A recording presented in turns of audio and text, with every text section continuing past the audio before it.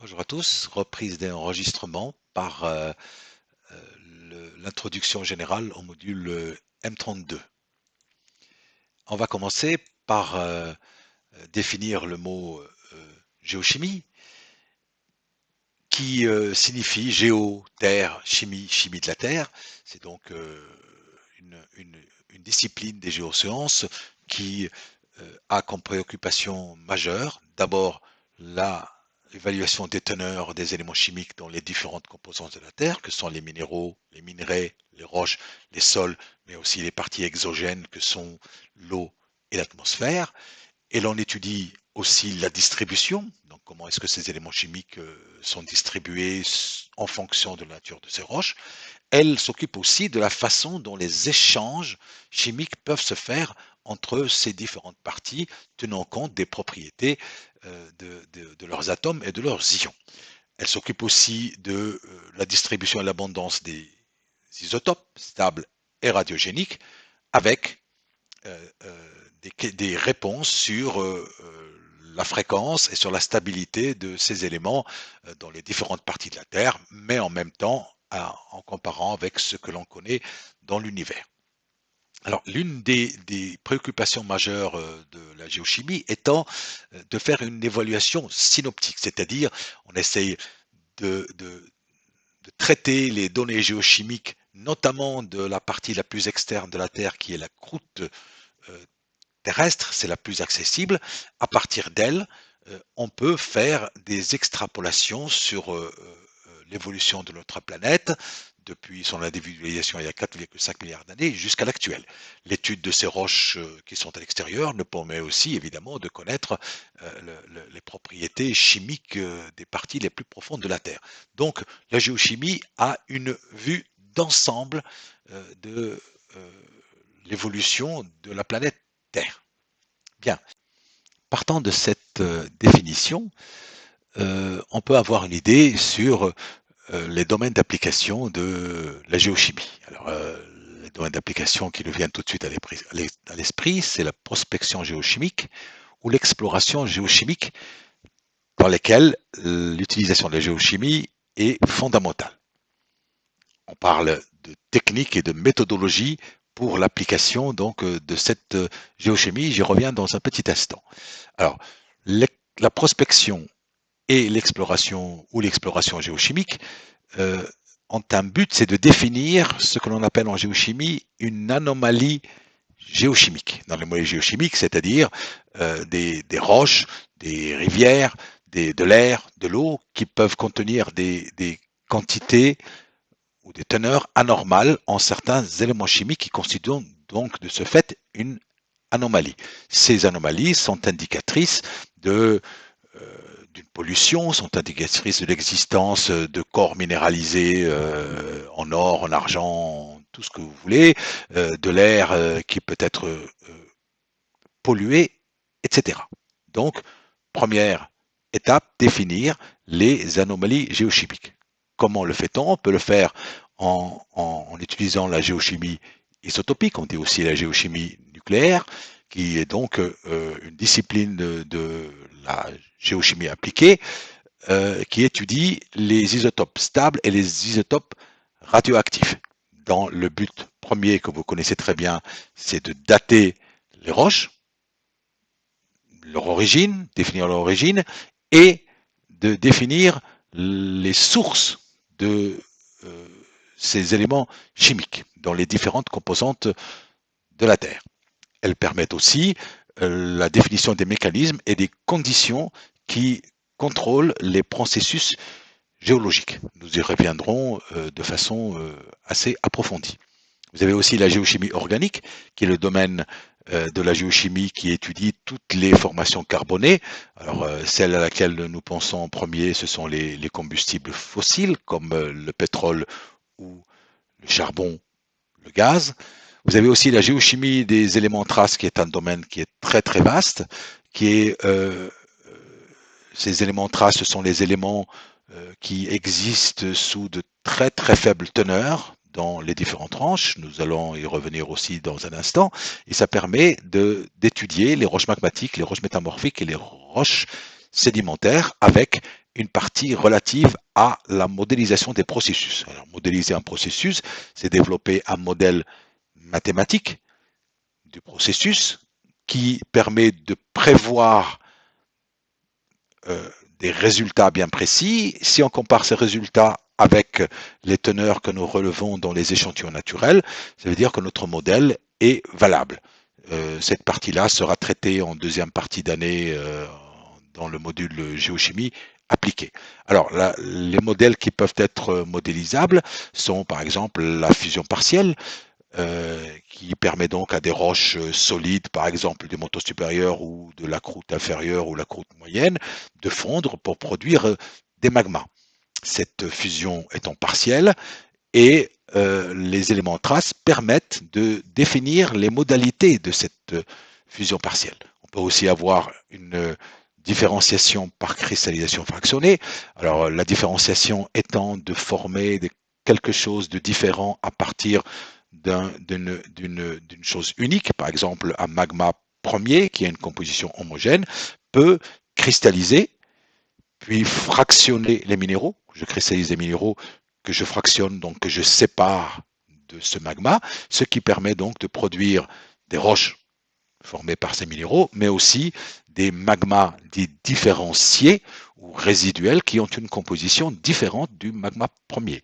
On peut aussi modéliser les mélanges entre des magmas de composition différente. On peut aussi évaluer les effets de l'interaction entre un magma et les roches qu'il traverse quand il est en route vers la surface. C'est ce qu'on appelle la contamination crustale. Celle-ci peut se produire en même temps que la cristallisation fractionnée. On appelle alors le processus l'AFC, Assimilation Fractional Crystallization, ou assimilation et cristallisation fractionnée concomitante. Cela permet aussi de tirer des conclusions sur les caractères des différents réservoirs terrestres, notamment pour le manteau, comme je vous le disais tout à l'heure, considéré comme homogène il y a un certain nombre d'années si l'on étudie seulement les éléments majeurs, mais les éléments en trash a montré que le manteau était hétérogène et donc formé par des réservoirs dont les caractéristiques géochimiques sont bien précises. Nous les définirons aussi. Vous avez la biogéochimie, qui est la branche de la géochimie, donc qui étudie les effets des processus biologiques, donc liés à la vie sur Terre, que ce soit animal ou végétal, sur la distribution et la fixation des éléments chimiques dans la biosphère. Enfin, une discipline relativement récente, qui a peut-être moins d'une vingtaine d'années, qui s'appelle la géochimie environnementale, on l'appelle aussi la géochimie médicale, regroupée sous le terme générique de géologie médicale, qui étudie donc les effets sur l'homme de la distribution et des interactions entre les éléments chimiques, mais aussi les effets de leur radioactivité sur les sols, sur l'eau, sur l'air et sur le biotope. Alors c'est une discipline relativement récente qui se développe de plus en plus, et le géologue est souvent mis à contribution pour définir l'origine de certaines maladies qui peuvent affecter la santé des hommes. Je pense par exemple aux émanations de gaz par les volcans explosifs, essentiellement. Je pense aussi la radioactivité des roches sur lesquelles nous vivons. Si vous prenez un granit qui est riche en uranium radioactif, au-dessus duquel peut se développer, notamment dans les régions tropicales, un sol latérétique. Souvent, les populations qui vivent dessus développent des cancers ou développent des maladies de la peau que le géologue a pu définir comme liées à la radioactivité du sous-sol. Le géologue peut donc définir ou identifier l'origine du problème, mais il peut aussi proposer les solutions. Enfin, la dernière chose, le dernier exemple très illustratif de la géochimie environnementale est celui lié aux activités humaines qui elles-mêmes peuvent être à l'origine de de certaines pollutions affectant la santé des hommes. À titre d'exemple, au sud de la France, la mine de Salsigne qui est sur le Montagne Noire au sud du Massif central a fonctionné pendant des dizaines d'années et les minerais ont été traités à l'arsenic et les rejets miniers ont été rejetés avec les eaux qui sont utilisées qui ont contaminé la nappe phréatique. Plusieurs dizaines ou centaines de kilomètres plus loin, et même plusieurs dizaines d'années plus tard, par rapport à la fin de l'exploitation de cette mine, les eaux sont encore contaminées et ont parfois un effet néfaste sur la santé des hommes, dont les problèmes de santé sont liés à la présence d'arsenic dans leur sang, lui-même lié donc à l'eau potable qu'ils buvaient. Quelles sont les techniques utilisées donc pour la prospection géochimique et pour définir ces fameuses anomalies géochimiques? Alors la première, c'est la géochimie roche, la plus simple, on l'appelle aussi la lithogéochimie, qui consiste à analyser directement les échantillons de roches frais qui qui sont séparés des parties altérées. Ces roches, on peut les avoir directement sur les affleurements ou on peut les obtenir par carottage en dépassant donc en profondeur la partie altérée, la partie superficielle altérée qui correspond au sol et on peut aller chercher la roche mère pour l'analyser. Cela est applicable souvent pour les roches magmatiques, les roches métamorphiques, les roches sédimentaires. C'est aussi applicable pour évaluer les effets des altérations hydrothermales en comparant par exemple les analyses chimiques des roches fraîches avec les analyses chimiques des roches altérées. De ce fait-là, on peut avoir une idée des effets des altérations hydrothermales sur les roches mères. Alors, cela est efficace dans des pays comme le Maroc où les affleurements sont nombreux et relativement frais. Ça permet donc de définir les anomalies sur les roches mères. Le deuxième géochimie, c'est alluvionnaire, qui est très intéressante, qui consiste donc à analyser parfois in situ sur le terrain en apportant des appareils qu'on appelle des pulvérisettes, qui permettent de faire des analyses qualitatives, c'est-à-dire avec des marges d'erreur relativement importantes, mais qui permettent quand même d'avoir une idée sur la géochimie générale. Donc ça consiste à analyser les alluvions. Les alluvions, ce sont ces sédiments qui sont déposés par les rivières quand elles sont en crue et qu'elles inondent la plaine alluviale. À ce moment-là, les sédiments, la rivière est calme et les sédiments et les eaux, tout ce que transportent les rivières peut se déposer sous forme de sédiments. L'analyse de ces sédiments permet de savoir la composition chimique ou d'approcher la composition chimique des terrains versants, c'est-à-dire de tout ce qui est en amont de l'endroit où les analyses ont été faites. On peut donc reconnaître les éléments métalliques qui ont été transportés, soit sous forme mécanique, soit en solution, qui par la suite peuvent être piégés sous forme d'hydroxyde de fer ou d'hydroxyde de manganèse. On a ensuite la géochimie sol. Alors le sol, c'est cette partie altérée et lestivée qui est au-dessus des roches mères. L'analysant peut donner une idée de ce qu'il y a plus en profondeur. Elle est complémentaire de la géochimie alluvionnaire.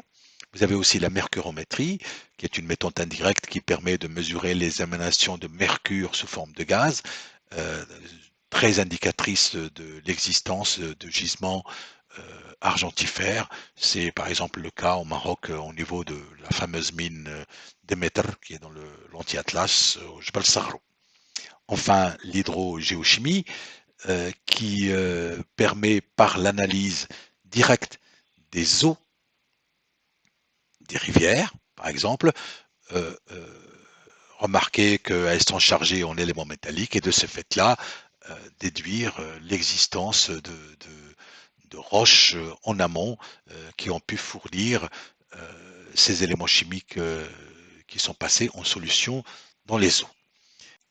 Un exemple d'illustration de l'importance donc de l'exploration géochimique, et dans ce cas-ci, on a une géochimie, la géochimie alluvionnaire, mais aussi de stream sédiment, où vous avez ici sur ce petit bloc diagramme un corps minéralisé, ici, vous voyez, qui ici est en profondeur, ici dans les zones où vous avez les eaux des nappes phréatiques, ici dans la zone de début de l'altération que l'on appelle la zone d'oxydation, et ici vous avez le sol résiduel, c'est-à-dire l'altération complète de ce corps minéralisé.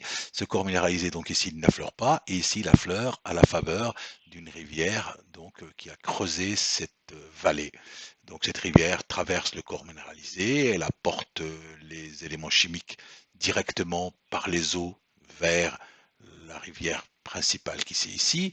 Vous avez ici les eaux de ruissellement, quand vous avez les pluies qui tombent, les sols donc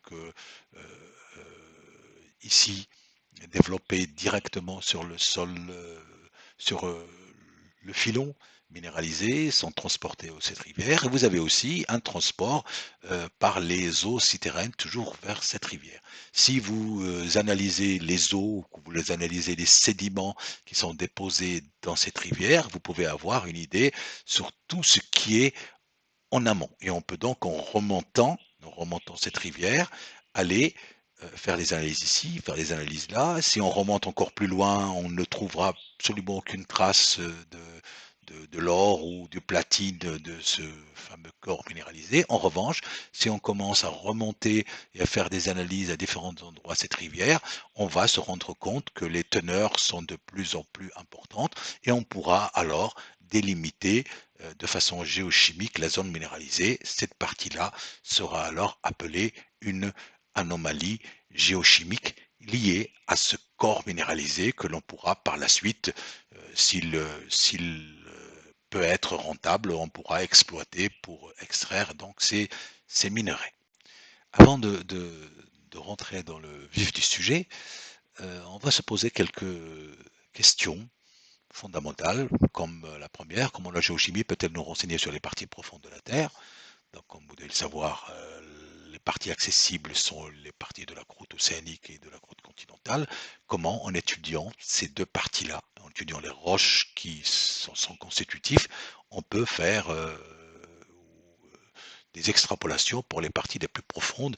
Vous imaginez bien qu'en étudiant par exemple le volcanisme basique, dont l'origine des magmas est à retrouver dans différentes parties du manteau, peut être très utile pour cela. On peut aussi savoir si le manteau terrestre est homogène ou pas en fonction de la nature donc de ces magmas. On peut aussi évaluer ces fameuses caractéristiques chimiques que l'on va appeler les signatures géochimiques. On va essayer de comprendre depuis combien de temps est-ce que ces anomalies existent et correspondent-elles ou pas à des réservoirs de composition chimique différentes. Par exemple, le manteau, je l'ai dit, je le redis, paraît homogène, mais en fait il est très hétérogène, mais on peut, en étudiant les magmas, savoir quels sont les différents types de réservoirs qui existent dans son manteau. Enfin, on peut utiliser les rapports des éléments traces et des isotopes la majorité des magmas basaltiques qui sont issus du manteau pour justement définir la nature de ces réservoirs magmatiques, les caractériser géochimiquement et de voir comment est-ce que leur évolution a pu se faire durant les temps géologiques depuis 4,5 milliards d'années jusqu'à l'actuel. Ça rejoint notre approche synoptique de laquelle nous avons parlé au tout début.